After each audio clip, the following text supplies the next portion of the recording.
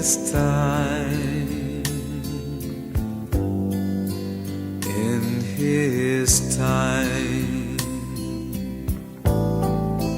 he makes all things beautiful in his time.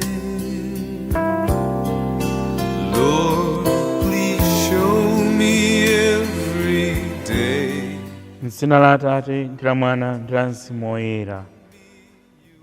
Ambuye akhale nanu, akhalenso ndi mzimu wanu.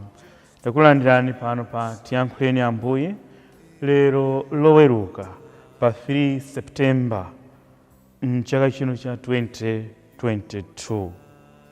Ndipo mu mpingo wathu tikuchita chaka, ndipo tikupereka nsembe ndi mapemphero athu kudzera mu uneneri wa Gregory Woyera, Gregory the Great. Mawu amene mpingo watipasa pa chaka chimenechi ali motere. Mawu oyamba akuchokera mkalata ya Paulo Woyera kwa Korinto, 1 Korinto chapter 4 verse ya 6b kulekeza 15. Ndipo mthenga wabwino ndi monga adalembera Luka Woyera, Luka mutu wa 6 kuyambira verse ya 1 kulekeza 5. Amene akutiwerengera mthenga wabwino komanso kutigawira mawu ndi Father Gracious Makande kuchokera mu Diocese ya Zomba. Tiyeni abale tisinkhesinkhe limodzi. Ambuye akhale nanu, akhalenso ndi mzimu wanu. Mthenga Woyera monga adalembera Luka Woyera. Ulemu kwa inu Ambuye. Pa tsiku lina la Sabata, Yesu ankadusa m'minda ya tirigu. Ophunzira ake ankathyolako ngala za tirigu, namazifikisa ndi manja nkumadya. Apo Afarisi ena adafunsa kuti, bwanji mukuchita zimene siziloledwa pa tsiku la Sabata? Yesu adati, kani simudawerenge zimene adachita Davide pamene iye ndi anzake adazingwa nawo njala? Suja adalowa m'nyumba ya Mulungu natenga buledi woperekedwa kwa Mulungu nadya nkupasakonso anzake aja? Chonsecho nkosaloledwa kuti buledi ameneyo wina aliyense nkumudya, kupatula ansembe okha. Tsono Yesu popitiriza adawawuza kuti, Mwana wa Munthu ali ndi ulamuliro wonse pa zokhuza tsiku la Sabata. Mthenga wa Ambuye. Ulemu kwa inu Ambuye Yesu Khristu. Abale anga okondeka mwa Ambuye, lero pa 3 Septemba monga ndanena poyamba, mpingo wathu watipasa chaka cha Gregory Woyera. Iyeyu adabadwa mchaka cha 540 ndipo adamwalira mchaka cha 604. Ndipo mbiri imanena kuti iyeyu adazozedwa unsembe, adapasidwa upapa mchaka cha 590. Ndipo mu mbiri ya ansembe obindikira aja amene timawatchula kuti mamonki, iyeyu ndi woyamba, anali woyamba kusankhidwa kukhala papa ngati monki. Ndipo mbiri ikunena kuti Gregory akutchulidwa kuti the Great chifukwa adasintha zinthu mu mpingo, administration komanso ngakhale liturgy. Ndiye kuti kayendesedwe ka mpingo ngakhalenso chipembedzo iyeyu adazisintha mokoma adazipanga kukhala zokoma. Funso nkumati kodi inu ndi ine timasintha zinthu tikakhala pamalo mokomera anthu anzathu? Munayambapo mwasintha chinthu, anthu ndikunena kuti mwabwera paja inu tumwatisinthira izi, tikuziona zinthu kukoma, kapena kuzisintha zinthu kukhalanso moyipa koposa mmene zinayipira kale. Grigore atiphunzitse kusintha zinthu mokomera anzathu. Ndipo tinene kuti Grigore woyera azitipempherera. Mawu alero maka mawu oyamba akundikhuza kwambiri, ndipo ni mawu osangalatsa mukawamvetsera. Poyambirira tinene kuti sibwino kumanyadira, chifukwa zonse zimene tili nazo tinachita kuzilandira kwa Mulungu. Chocho palibe ife wina azitumbwa kumanyada, kumazimva kuposa ena, kumaona ngati ali pamwamba pa ziko. Ayi, zonse zimene tili nazo, zimene muli nazo, zokuti munachita kuzilandira kuchokera kwa Mulungu. Mawu oyamba Paulo woyera kunena kuti anthu akamatichita chipongwe timapempha Mulungu kuti awadalitse. Phunziro labwino limenelo limene Paulo akutipasa kuti tisamabwezere choyipa. Akuti anthu akamakuchitani chipongwe inuyo muziwadalitsa, ndipo anthu akamakuzunzani inuyo muzipirira. Paulo akutero. Ndipo akuti anthu akamatilalatira tiziwayankha moleza. Paulo akupitiriza kunena kuti tasanduka anthu onyozeka ngati zinyasi za dziko lapansi, anthu onse akutiona ngati zinyalala. Awa ndi malangizo a Paulo kwa mpingo wa ku Korinto, komanso akutilangiza ife tomwe. Mwachidule Paulo akutipempha kuti osabwezera choyipa, monga mawu aja manena kuti munthu woyipa osalimbana naye, chifukwa amathanso motani moyipa. Mene Paulo akunena akamakulatirani muzingowadalitsa, akamakulatirani osamawayankha, muziwayankha moleza, osayankha chipongwe. Ayi, inu mukuziwa kuti mwachisanzo uyu awo aja khalidwe lawo ndi lakuti. Mwachisanzo iwo amakonda kutukwana, amakonda kulambwaza anzawo, awa amakonda kukwiya, amakonda kulalata, kana amakonda kunyada, awa ndi ozikweza, awa ndi anthu ozimva. Paulo akunena kuti oterewa osamalimbana nawo kapena kuwabwezera zoyipazo.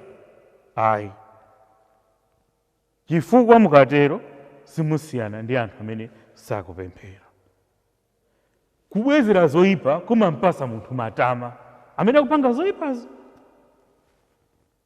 Apa ndikukumbukira malemu Isaki ndi Jacobo, mzimu yawo iwuse mumtendere anyamata amene aja aluso aja. Siku lina anapanga kasewero kawo, ndiye akunena kuti ase tiye tiyambani. Mukumbukira eno zimene anapanga Isaki ndi Jacobo. Wina akumuwuza nzake kuti iwe sindimakuopa, ndiye wina anayankha kuti ndamva ndipo ndikuziwa. Ndiye wina sakupitiza sunganimenye. Wina anayankha kuti ndikuziwa. Pomaliza amene amamba nzake anafunsa kuti aise ndi mmene ukuchitira, mmene ukuyankhira, pamene patiyamba napo.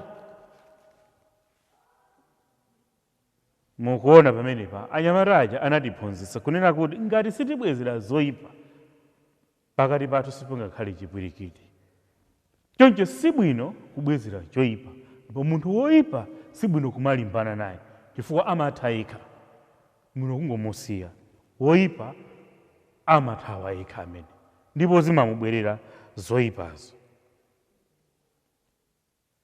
Chipani chanu cha ndale, anthu amaziwa zotani za chipani. Tingoyerekeza kuti anthu akuziwa kuti chipani chanu ndi chokonda kutukwana mukakhala pa msonkhano. Zambiri mbiri pamene paja. chipani chokonda kumenya anthu, chipani chokonda mademo, chipani chokonda kulalata, chipani chokonda kunyoza. Kodi inunso mukayambisa chipani chanu muzipanga zomwezo? Ndiye musiyana bwanji tsopano ndi zipani zinazo?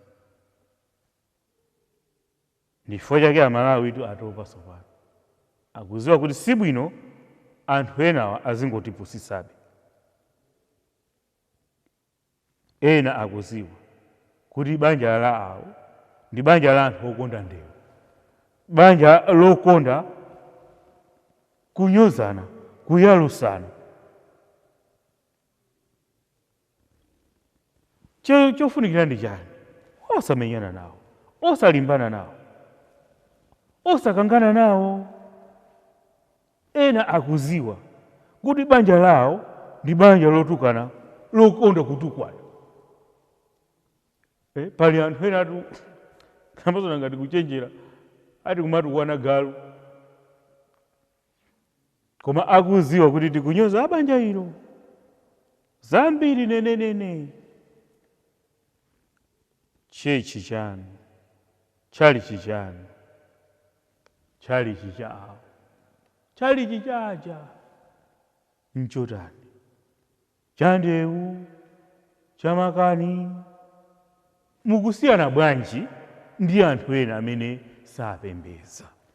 Mukusiyana bwanji ndi awo amene sali opemphera? Mukusiyana bwanji ndi awo amene sali a Khristu? Ngati inunso mukuchita zomwezo zimene iwo amachita. Uthenga wabwino umene tawerenga wa Luka, funso ndi lomwelo: bwanji mukuchita zimene siziloledwa pa tsiku la Sabata? Amafuna amuze Ambuye Yesu kuti ophunzira ake amalakwisa. Kuzera mu uthenga wabwino wa lero, tiphunzire kupewa tchimo.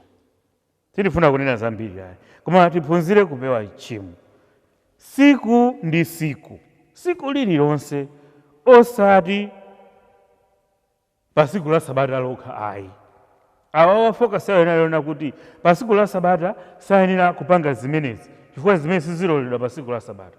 Ndiye kuna kuti tchimo sikuti ndi tsiku limodzi lokha, ndine kuti tisamachite tchimo tsiku la Mulungu lokha, kapena pa tsiku limene timapita kutchalichi, pa tsiku limene timapembeza. Ayi, si zimenezo ayi.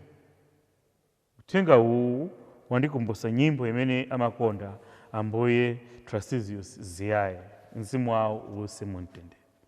Ambuye Ziyaye tazina makonda kanyimbo yake amati: ndikakhala pa ulendo ndikhale Khristu, ndikakhala pa ulendo ndikhale Khristu, pa ulendo ndikhale wonka mwamba, ndikhale Khristu.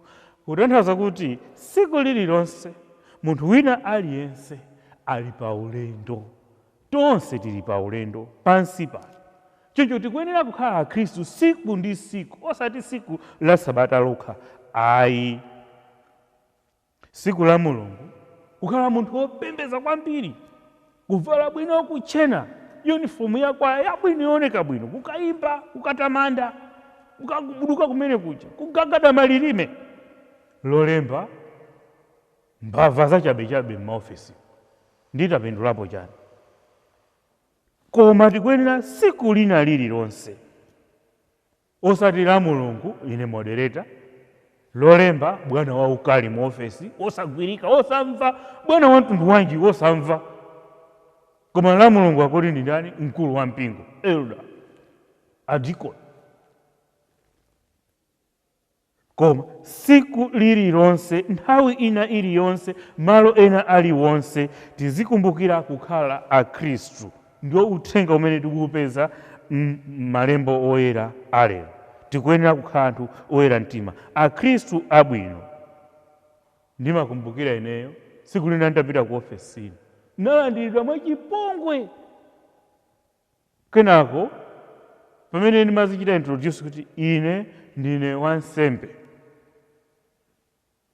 ndipo ndimakhala parish iyi, ndikuona munthu akusintha, pepani bambo.